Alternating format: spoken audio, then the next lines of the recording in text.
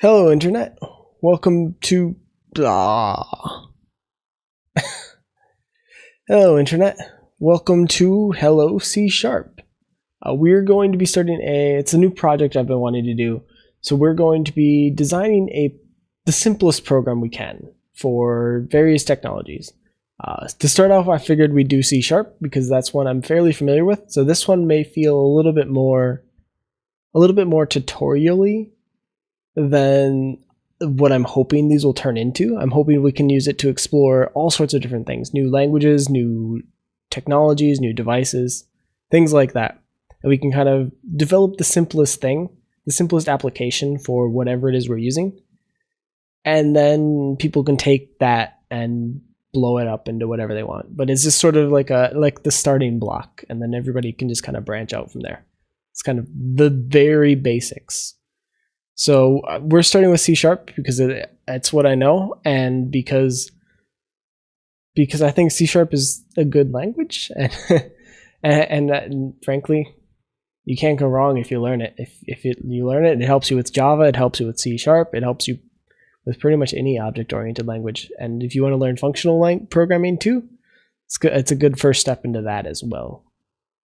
So I actually already did this video. Shut up, phone. I already did this video once. You can see I have Hello C Sharp here as a recent project. I recorded it about an hour ago, and then I rendered everything and uploaded it to YouTube, and it was good, and I was really happy, and then I deleted it because I had moved my webcam over all of my stuff, and my recording setup doesn't let me move my webcam after I record, so you couldn't actually see anything I had written, so everything was worthless. So we have to do this again. So hopefully it goes as well as it did the first time. Went fairly well.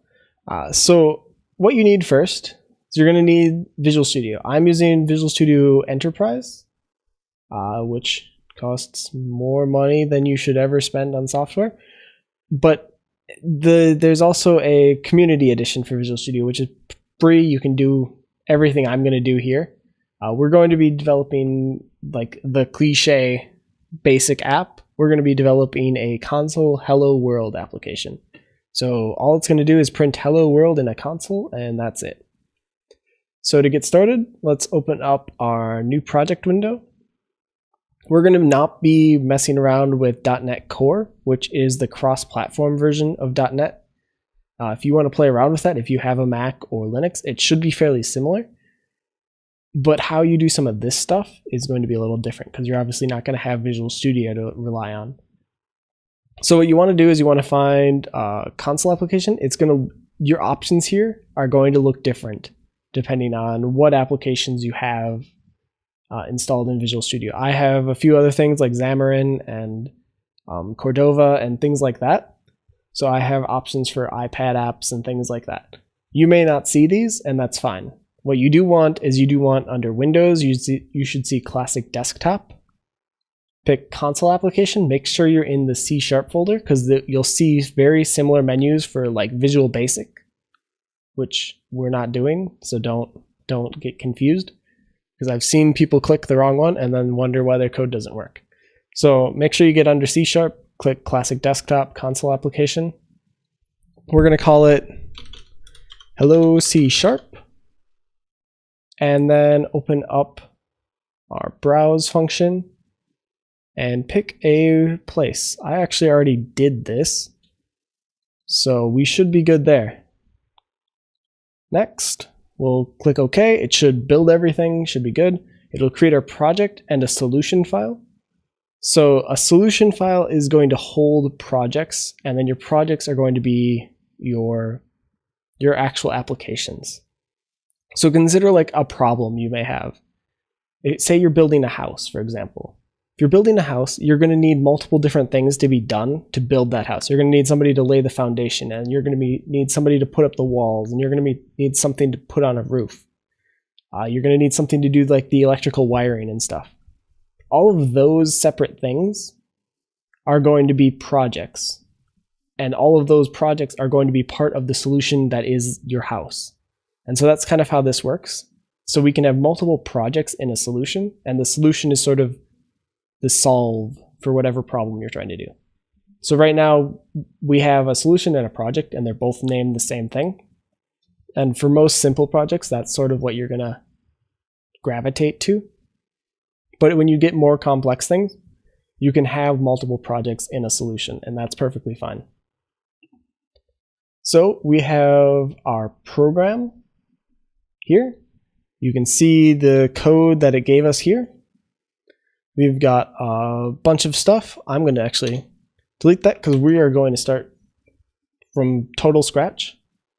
We have an app config, which is just going to store right now our .NET runtime. I'm using, looks like .NET 4.5.2.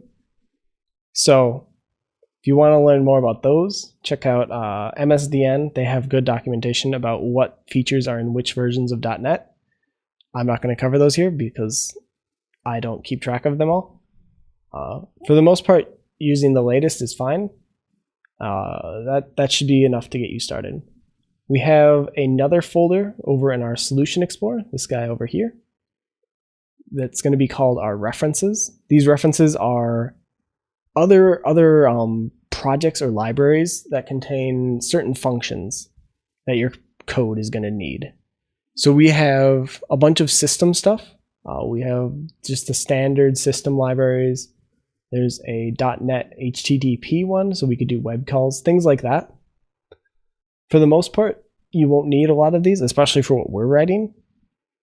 But keep in mind, when you're managing references or you need to add a new package, this is where you go. For properties, we just have an assembly info, and this is going to store things like the application title, its description, who made it, the company, the copyright information, and a few other things that you can explore on your own time. And that's pretty much what you get. There's a few other properties you can check out in the project thing. Just right click and click on properties down here. But for the most part, this is what you need, and you can get as complicated as you need with some of this stuff. This is basics. So in our program, this is going to be a C# class file. You can see it's got the little C# icon there. It's got a .cs file. It's a C# thing. So what we need to get a basic hello world is we just need more or less what we already had, but I'm just going to walk through it as we build it out. So we're going to create a using statement, and I'm just going to use the standard system library or system namespace. So how a using statement works is it's going to include every class under this namespace in what we can use, I guess is the word I'm going to use. So it's exposing those classes and those objects in there. Not really the objects, but more the classes. It's exposing those classes so that we can reference them and figure out what they are. It kind of helps give the names. The reason we need this is because if there's like overlap or something, you may need to specify this. It also just makes finding things easier.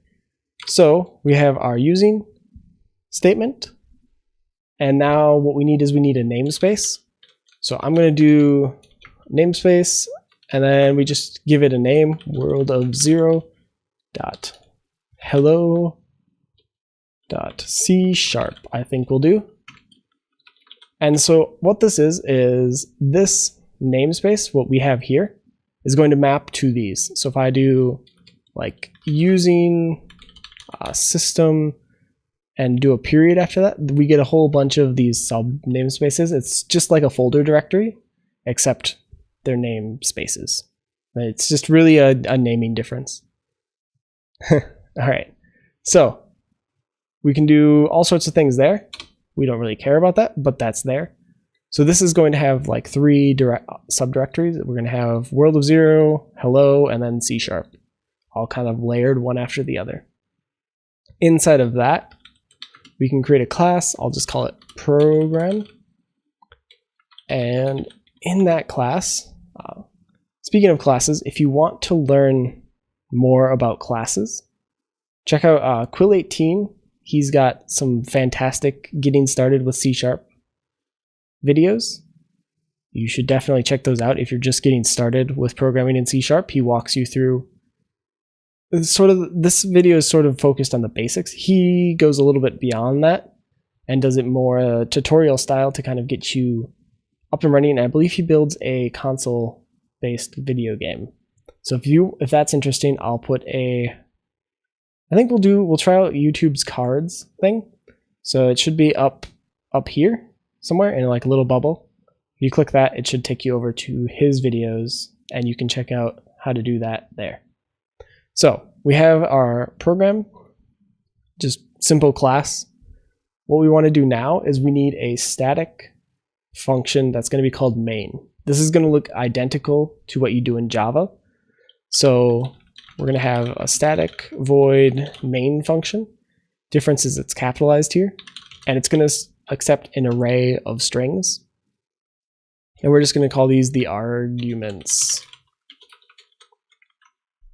So when you call a console application, you're going to get all sorts of arguments from it. Well, you may get all sorts of arguments from it. When you type a console command, everything after the first, like the actual command that you're executing, is going to be passed in as arguments. So you can use those here and actually tie those into your application so that users can just pass in information to your program. We don't need those right now, but just keep in mind that's there if you need it. So now that we have that, all we need to do is just write a really simple console write line hello world. We definitely need an exclamation mark there. That's important. So all this is doing is taking the console, which is just your terminal application, and we're writing a line to it. So it's super simple. But that's about that. We're just taking it, writing a string to it, and we're good.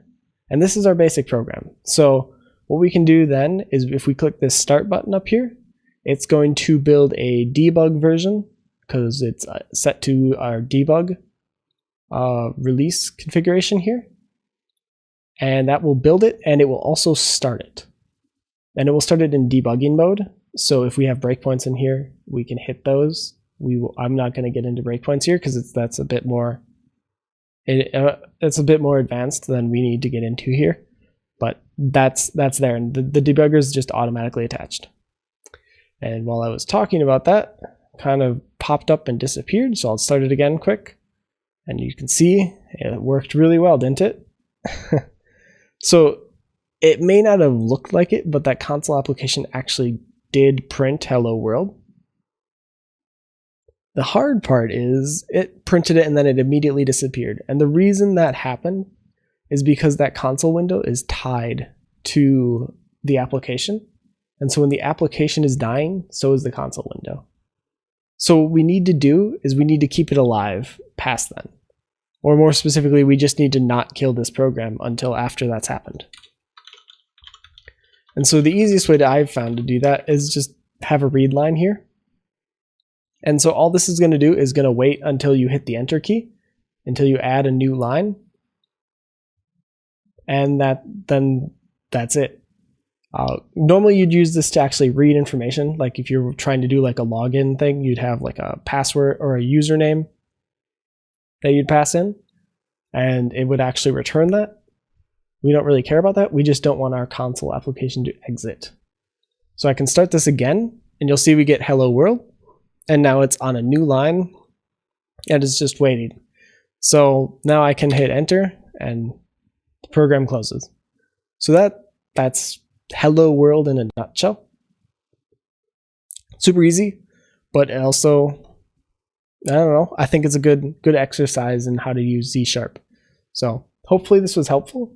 I'm hoping to do quite a few more of these on everything from unit testing to like let's make an Android app or something, and try to keep them as simple as possible. I want to keep them about 15-ish minutes and definitely no more than that. So if there's anything you guys want to see me work on or add to here, or if you like any of my other projects, leave a comment. I try to read those and hopefully respond to them, hopefully in a timely manner. So I hope you like this, and I hope it was helpful. And if it was, let me know. So till next time, see you, Internet.